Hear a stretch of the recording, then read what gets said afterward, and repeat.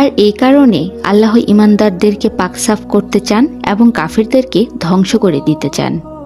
তোমরা কি মনে করো যে তোমরা জান্নাতে প্রবেশ করবে, অথচ আল্লাহ তোমাদের মধ্যে কে জিহাদ করেছে আর কে ধৈর্যশীল তা এখনো প্রকাশ করেন নাই।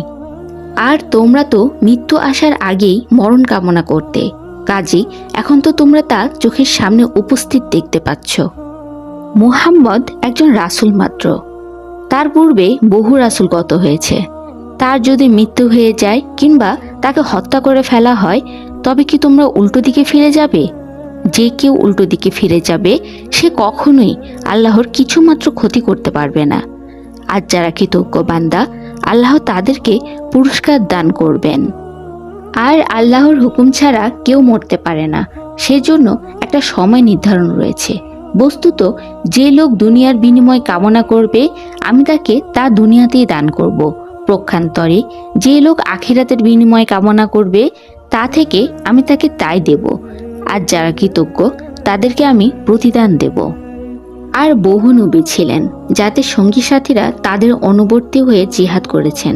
আল্লাহর পথে তাদের কিছু কষ্ট হয়েছে বটে, কিন্তু আল্লাহর রাহে তারা হেরেও যায়নি, ক্লান্তও হয়নি এবং দমেও যায়নি। আর যারা সবর করে, আল্লাহ তাদেরকে ভালোবাসেন। তারা আর কিছুই বলেনি, শুধু বলেছে, হে আমাদের পালনকর্তা, মোচন করে দাও আমাদের পাপ এবং যা কিছু বাড়াবাড়ি হয়ে গেছে আমাদের কাজে, আর আমাদিগকে দৃঢ় রাখো এবং কাফিরদের উপর আমাদিগকে সাহায্য করো। অতঃপর আল্লাহ তাদেরকে দুনিয়ায় সোয়াব দান করেছেন এবং যথার্থ আখিরাতের সোয়াব। আর যারা সৎকর্মশীল, আল্লাহ তাদেরকে ভালোবাসেন। হে ঈমানদারগণ, তোমরা কি কাফিরদের কথা শোনো? তাহলে ওরা তোমাদেরকে পিছনে ফিরিয়ে দিবে, তাতে তোমরা ক্ষতির সম্মুখীন হয়ে পড়বে। বরং আল্লাহ তোমাদের সাহায্যকারী, আর তার সাহায্যই হচ্ছে উত্তম সাহায্য।